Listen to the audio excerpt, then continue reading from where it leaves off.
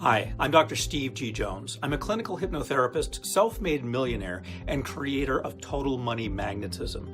Today, I'm going to let you in on the 5 best ways to get your money working for you instead of the other way around. So, before we get started, I just want to remind you to leave your thoughts in the comments below. If you've got your own tips on making money work for you, I'd love to hear them. All right, now chances are you've heard about the value of working hard when you're growing up. We're told that if we buckle down, roll up our sleeves, and put our hands to work, we'll enjoy the fruits of our labor. And I totally agree with that. Nothing can ever replace hard work if you want a reasonable or outrageous amount of success. But on the other side of the coin, you have to play it smart too. It's not just about having grit and determination, although that's also essential in the big picture. It's about knowing where to focus your efforts. More than that, you need to know precisely how to leverage your existing resources like time and money so that you get the biggest bang for your buck. You see, you will not be able to get rich by trading your time for money, which is the usual path that average people take for the rest of their lives. I mean, that approach works for sure, but it's not necessarily the most efficient way to build wealth. Instead, you need to use your current money to make even more money down the road.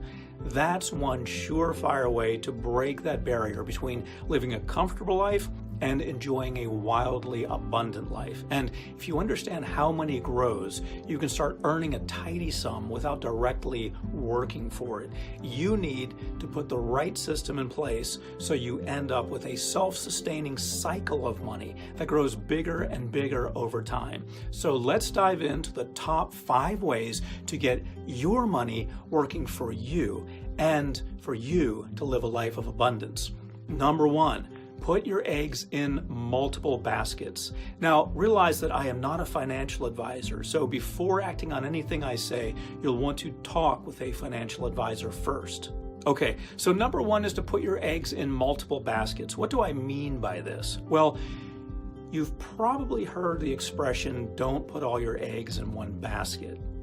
That expression's been around for hundreds of years now, and there's a good reason why. And what it means is that you shouldn't place all of your resources in one place. In the world of finance, rich people live by this principle. Spreading out your resources lessens the risk of losing everything in one fell swoop if the unthinkable happens. Let's say you're working a full-time job that pays well and offers excellent benefits, but what would happen if things went south tomorrow and the company had to let your entire department go? Do you have other baskets in place to help you survive while you're looking for another job? That's why you need different sources of income that will keep bringing in money while you're working on something else, or in the case of any unpleasant surprises. This is what's known as passive income. When you put down some money up front, this system will help you make more money later on, even if you don't do much else other than that. We'll be getting into the different ways you set that up. But in a nutshell, it's about investing in things like affiliate marketing, stocks, bonds, a retirement fund, real estate, and so on. And this brings us to the next point. Let's move on. Number 2 is getting into real estate.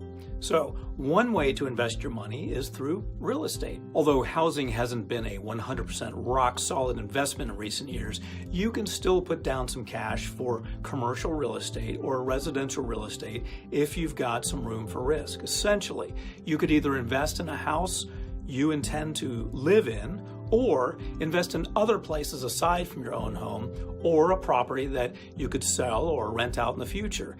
If you go with real estate other than your own place, you should get a good feel of the demand in the particular area that you've got an eye on. You should also consult a real estate professional and an attorney. For example, if there's a healthy rental market in a specific region, then it would be worth the investment. That would mean taking on landlord duties and the like, which is okay if you don't mind that part of the deal. Aside from renting out property directly, here are a couple of other real estate options to give you a better idea of what else is out there. Real estate investing groups. Well, in this case, you'd be investing your money into a kind of shared fund that could be used for putting up and managing rental properties, such as apartments or condominiums. So you wouldn't be acting as a landlord directly. A company will be overseeing that part instead. The trade-off is that they deduct a certain percentage of your rental earnings. This is a more passive form of income.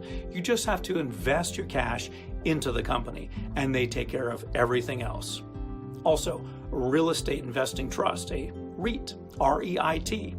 As the name implies, this is a trust or business organization which will use your cash investment to acquire and manage properties. However, this operates similarly to how you'd purchase shares from the stock market. The great thing about investing in real estate is that you've got a lot of other options aside from these, so it's quite flexible. Now, let's move on to number 3, invest in stocks. Another way to play the passive income game is by trying your hand in the stock market. Basically, this is when you purchase a part or a share of a company or several companies. As the value of these companies increases because they're doing well and such, well, that means that the value of your shares goes up too. And like any other investment, there's an element of risk because of fluctuating factors like the economy, inflation, and, well, the company's performance. So it might seem daunting at first, but you can start off small. After you've put down some money, you can invest more and more as you get the hang of it. And true to the make your money work for you approach, this is all about investing in the right places, then stepping back and letting them do their thing. Also, stocks tend to pay off on a much bigger scale over a period of time compared to other investments like bonds and bank deposits, for instance. The key is to do your homework and choose the best possible companies to invest in, and then also consider putting your money into various broad market index funds. There are index funds, for example, that are made up of the top 500 companies in the United States, the S&P 500. You can buy an index which tracks that. According to experts like Warren Buffett, this specific fund is a great way to get your feet wet. Once you've chosen the funds that you want to go with, you can put together what's called a portfolio that's made up of all of your stock investments. And stock investments can pay you back through dividends, which can potentially grow larger over the years. So if you bought, let's say, 200 shares of a stock worth $2, that would be worth a total of $400. And if the annual dividend went up and the value climbed to $3 per share, then you'd end up with $600 worth of the stock. That's $200 more than your initial investment. You can go the solo route if you want to pick the stocks you invest in yourself, or you can have someone else manage this for you. There are plenty of online advisors and brokers which can automate the process so that you don't have to spend endless hours growing your money. But before you hire any advisor, make sure that they are approved by the appropriate agencies. Number 4, keep your budget in working order. Okay, so tip number 4 is to get your budget in working order. As far as your bank account is concerned, saving money is just as good as making money. Of course, you should increase your actual income in the different ways that we've talked about so far. Nevertheless, trimming the fat is also a massive boost to your bank balance as well. So, having a well-managed budget means your money is behaving the way that you want it to. With every dollar that you spend in the right place, the better control you'll have over your financial life. Then you'll have an easier time achieving your goals because you're less likely to be saddled with debt or running into unwelcome surprises. The key is sticking to the budget you made. Once you track your money and you see where it goes, you have more power over how it's spent. That gives you the leverage to decide what your financial priorities are and to reevaluate them if you have to. Number 5, create multiple savings accounts. Okay, so the last tip to making your money work for you is to look into setting up multiple savings accounts. So aside from having a well-managed budget, you may also want to make sure that you funnel your money to specific savings accounts. The making money work for you part is by setting up automatic transfers to those other accounts so you don't have to worry about touching them. So once the money starts coming into these additional savings accounts, you'll gradually build a buffer. This will take care of contingencies like an upcoming holiday, a set of home repairs, or car maintenance, general savings, emergencies, and other stuff you want to save up for. These subcategories can be as personalized and customized as you need them to be. Usually, you can do this online and create sub-savings accounts within your main savings account. Check your bank for help on this one. Think of all the things you need to save up for, such as a reoccurring need outside the basic utilities or a one-off kind of thing like a out-of-town vacation. All right, so now that you've gone through the 5 ways to make money work for you, let's do a quick recap. Number 1, put your eggs in multiple baskets. Number 2, get into real estate. Number 3, invest in stocks. Number 4, keep your budget in working order. Number 5, create multiple savings accounts. Remember, always consult with a professional before taking any action. I am not telling you what to do. I'm simply sharing my opinions here. Once you start doing these things, you'll set things in motion and put your money to work even while you sleep. However, in my experience, and after observing a lot of other millionaires, I found that there are 6 key traits that unlock the door to financial freedom. And this is how you can leave your job, free up your time, and focus on the things that are important to you.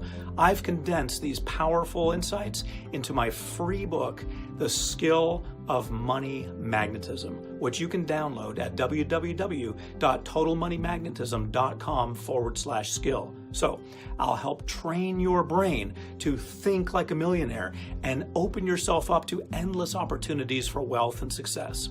Get it now at www.totalmoneymagnetism.com/skill. I'll see you in the next video. Thanks for watching.